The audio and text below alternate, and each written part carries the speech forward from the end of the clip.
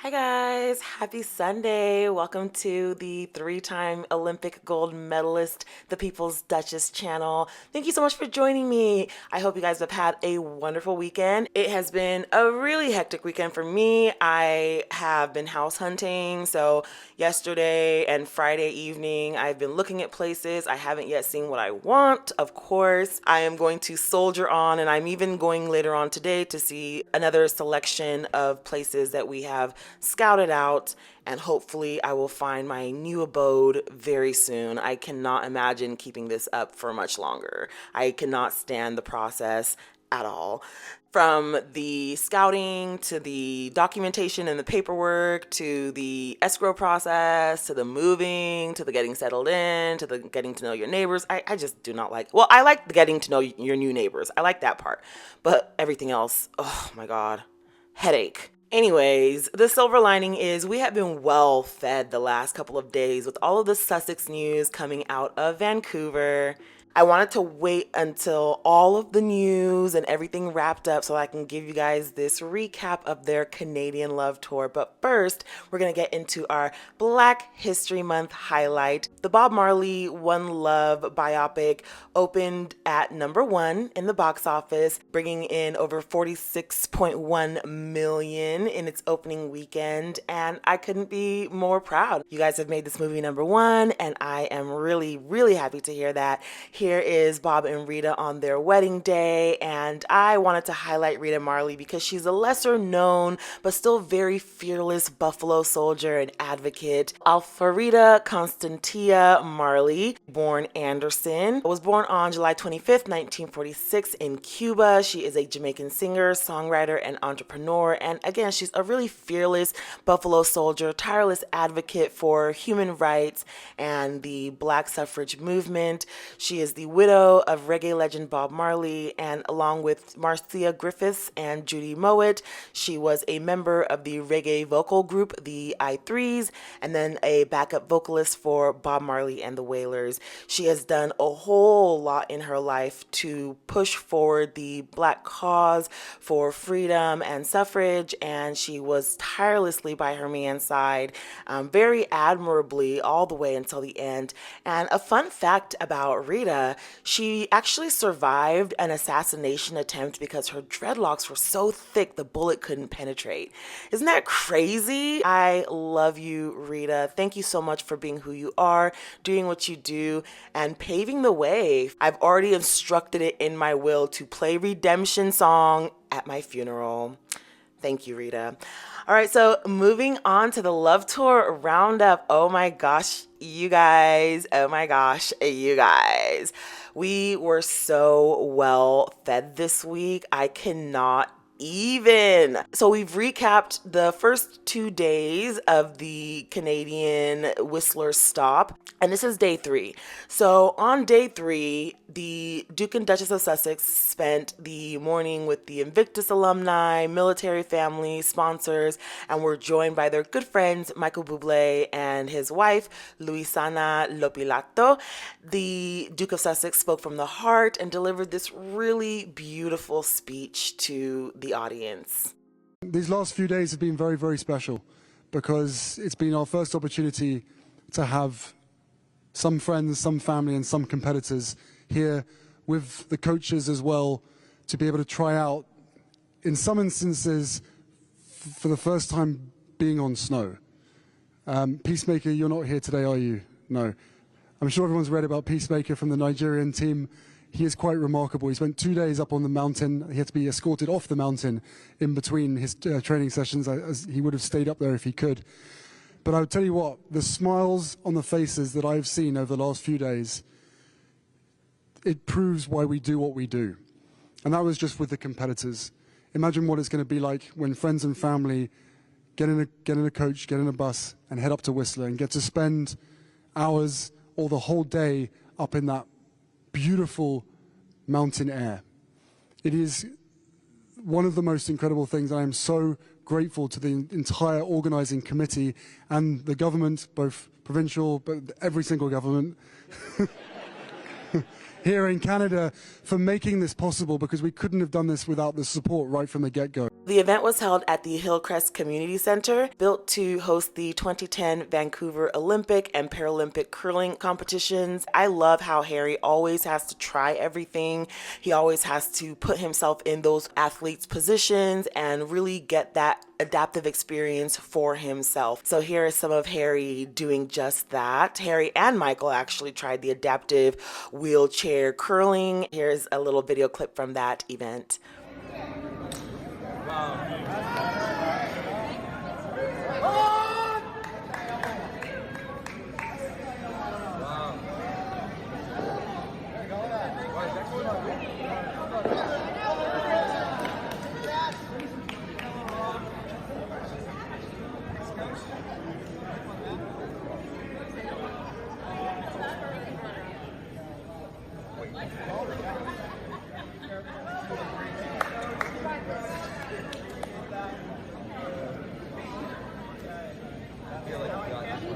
That's it. That's it.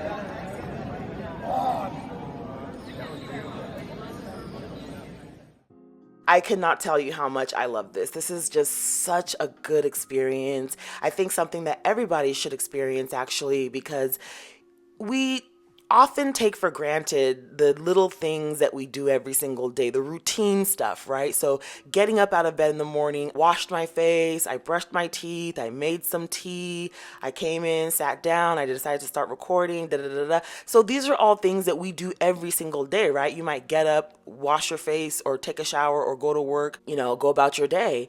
But imagine if you had a disability. Imagine if you only had one hand, or the use of one hand, or one leg, or the use of one leg, or no legs, or if you're unable to see or hear.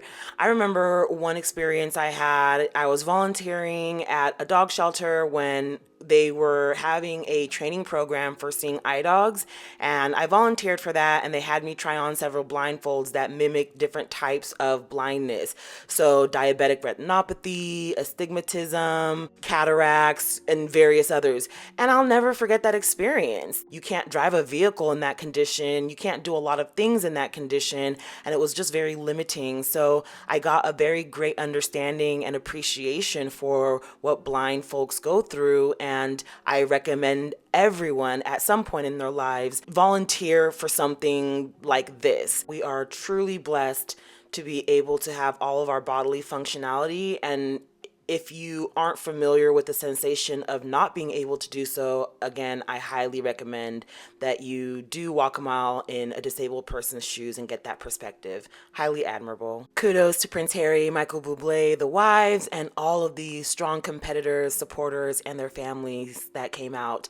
I know you guys are wondering about Meghan's delicious, delectable coat here, and I will get to that in a minute. But first, I want to kind of cover the rest of the evening, and then we'll get to the fashion. That evening, the foursome, Harry, Meghan, Michael, and Louisana, went to Chef Vikram's Vij restaurant in Vancouver and snapped this lovely selfie with the chef himself. And it was said that they had a really great time during the fun double date and even walked through the kitchen to greet the staff. That was so cool. Fun fact about this little dinner, it is not Meghan's first double date with Michael Bublé. Unsurprisingly, she has been friends with Michael Bublé for a minute now, first having been introduced to him at a dinner party hosted by her longtime BFF, Jessica Mulroney. Here they are with all their friends gathered around. Marcus is there, Michael Bublé's there. It's just a good old time. And at the time, Meghan was still quite active on TIG, so he went ahead and curated a playlist for her, a holiday playlist for her and her fans, and she wrote about it, and it was really cute and fun. Unsurprised. I'm completely unsurprised. Of all of Meghan's friendships, we probably only know like a fourth of the people that she knows. Her connections in Hollywood are so deep. This is completely unsurprising that she would have a friendship with Michael Bublé. She's probably friends with everybody. Dude, I saw a picture of her with Charles Barkley once, and I was just like, let me me play the 2 degrees of separation game and see what's all going on here, because how do they know each other? So I've stopped being surprised. I've seen pictures of her with everybody, the Wades, Gabrielle Union, Kelly Rowland, everybody. She knew everybody.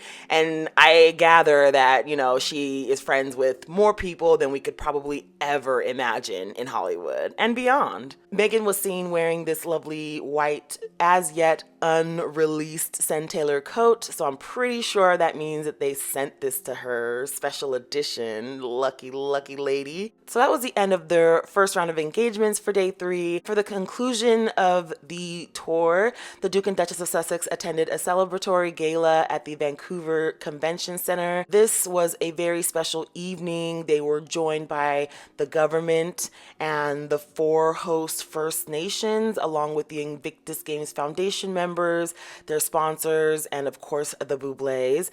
And kicking off the evening, the 4 host First Nations presented the Duke and Duchess of Sussex with special hand-woven blankets for their family. I was like so moved when I saw this. It was stated that the gifts are symbolic for their children, who can wrap themselves in blankets when they miss their parents and be reminded of the good work they are doing. So that's a quote directly from the 4 host First Nations. Ugh. My goodness. So this was deeply meaningful because we talked a little bit last time in the last episode about how symbolic and meaningful it was that Harry and Meghan were invited onto sacred land and to speak with the chiefs and their families. And that is something that they literally don't have to do. And as you can see here, they literally didn't the last time around. Not to be petty, but to be very petty. They refused this same honor to Harry's brother and his sister-in-law when they came and visited back in 2016. They were not allowed on sovereign land. They were not brought in to talk to any further family members of the chiefs. They were just given a completely different reception. And this speaks to the heart of who Harry and Meghan are and the way that people, good, decent people, perceive them. Good, decent people looked at Kate and William and said, no, thank you. Good, decent people looked at Harry and Meghan and said, come right on in. So this is not to create any further tension or strife or anything, but I have to highlight the difference here. I wouldn't be doing my job and I wouldn't be a very good, detailed information provider if I did not highlight this. So their visit was back in 2016, and this is what the chief had to say about that. He called it vapid, he called it performative, he called William and Kate fake to their face in front of everyone. He did not extend any further invitation for them to come back or speak or do anything. It's really evident by now that William and Kate, particularly William, who grew up his entire life hearing, oh, you're going to be king and nothing else matters. He did not learn humility. He was not taught how to be humble, how to be in service to others, how to empathize with others. And it shows. It really does show. He has no character or personality outside of, I'm going to be king. And people aren't impressed with that in the year of Beyonce 2024. Back in the 1900s, that might have been a thing that people looked at and said, oh, wow. But nowadays, people aren't impressed with that, especially the kids. These kids aren't impressed with your titles. They don't care. And then you run around there with zero personality or a rude demeanor or an air about yourself like you're so much better. And it's off-putting. It's very off-putting. And that crown doesn't mean squat to these sovereign nations. And you go over there and make a fool of yourself. How embarrassing. How absolutely embarrassing. And this is what happens when everything is done for you. Everything is handled for you. All of your mistakes are covered up so that you never learn from them. And you don't have to. William and Kate don't have any sense of connection to people. They are so far removed from regular people, and they don't care to be. This is way before Meghan, and it's still continuing till today, as recently as their Jamaica visit when Wholeness told them the exact same thing. It's evident that they do not care to be connected to people, and they never learn from the mistakes of their past. So it cannot be underscored enough how significant Harry and Meghan's contribution to the First Nations are, and how well received they are by people that are good and decent.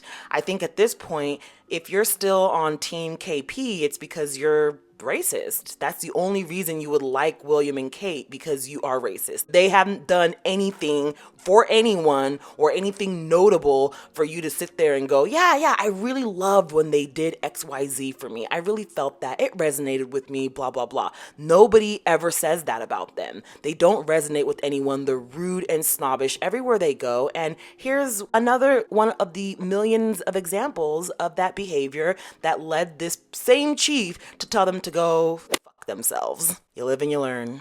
And then it gets even better with Michael serenading the audience with a special rendition of Frank Sinatra's My Way, where he reimagined the lyrics, and it was so cute, you guys. A sage on history's page. Meghan calls him H. We call him Harry. It's true, Harry, it's you. Your follow through opens hope's doorway. When passions flow, one thing we know is to stay the hell out of your way. It's competition. He got it right. Stay the hell out of this man's way. How good was that song? How good was that? He made it very personable to Harry and Meghan. And the little moment where she started scratching his beard after laughing, it probably took her right back to their camp days back in Botswana. Michael just has a way with words, and I loved his rendition of that song. It was funny. It was cute. This was such a good date night for them. And again, just a testimony to how much people love them, how much people who actually know them love them. And I've been doing this long enough to know, 6 years now, and with all the research I've done, I've seen a pattern emerge. It does appear to me that the people who meet Harry and Meghan have nothing but glowing things to say, while the people who meet William and Kate never talk about them again or publicly denounce the meeting itself as being either vapid and shallow or having some negative thing to say about their behavior, because they are unprepared, usually very unprofessional and uninterested. I mean, they can do all the little events that they have, but they're genuinely disinterested in the well-being of anybody. I've noticed this pattern, and it's inescapable, not just with the First Nations, but when William went to the UN, for example, and just all the different types of events that they do. You never quite hear anyone coming out and praising them afterwards. If I'm wrong about that, let me know in the comments, but I'm pretty sure that's a spot on assessment. This is not a couple that you can hate based off of any of their physical actions. If you think that telling people that people were racist to you or treated you poorly is bad behavior, then you're a racist, period. If you think that she should not have told everyone how badly she was being treated, it's because you want to continue treating people of color poorly without consequence. Moving right along, Prince Harry also gave a very moving speech. He was greeted with a standing ovation by the crowd and joked that he was going to start singing before welcoming Bublé to the stage. He is so well crafted and well honed in his public speaking skills, but also he speaks from the heart. You could hear it in his voice and his intonation, how moved he was by the evening and by the entire trip. I couldn't help but notice that Harry was wearing an olive green tie, which matched with Meghan's olive green Greta Constantine dress seen here. Now, she wore some really amazing styles this entire tour, as she always does. Here is her white Centailor coat that she wore to Vija's restaurant. In that first event of day 3, she wore the Centailor cape in baby alpaca. She paired that with black Lilane skinnies and black riding boots by Boots & Co. I absolutely adored her fashion, and I love that Harry and Meghan do the African traditional matchy thing that husbands and wives do. In Africa, they'll buy a cloth and then they'll cut 2 outfits for the husband and wife, and oftentimes the kids as well, from that same cloth. It's symbolic. It literally means we are cut from the same cloth, but it also represents their house, like a coat of arms for clothing, so to speak. I love that Harry and Meghan continue to keep that tradition alive in their dressing. She finished the immaculate look with Manolo Blahnik heels and Logan Hollowell jewelry, and they really did do it their way. It's undeniable at this point that Harry and Meghan have carved out an amazing path for themselves, and these Invictus Games, being 10 years old now, are a testament to the fight that Harry has in him for these wounded warriors and their families and building that support network. So this is an amazing legacy that Prince Harry has built and that Meghan, the Duchess of Sussex, has joined him in building, not just for themselves, not just for the wounded warriors and their families, but also their own family, for Archie and for Princess Lilibet. It already is quite the feat, but gosh, can you imagine Invictus 20 years on? This was a really enlightening and insightful, meaningful, deeply moving 3-day visit. I am really glad that the Sussexes have found their stride. This is the difference between surviving and thriving. This is exactly what Meghan was talking about in that Tom Bradby interview when they were in South Africa. It's not enough to just survive. It's not enough to wake up every day and say, well, the things of yesterday didn't kill me, so I guess I'll just repeat them today. No, you have to do things every day that will guarantee that you thrive. And this was a beautiful example of that. That's the video, guys. Thank you so much for watching and being here. I hope you enjoy the rest of your Sunday. As promised, we have reached 2,000 subscribers. I will do the raffle and upload the video of the random comment selection via the YouTube tool for comments selectors and post that in the community tab. So make sure to check the community tabs and see if you won. I will go ahead and link my email address so that you can email me for your prize. Thanks again. Have a wonderful Sunday. Be kind, and I will see you next time. Bye.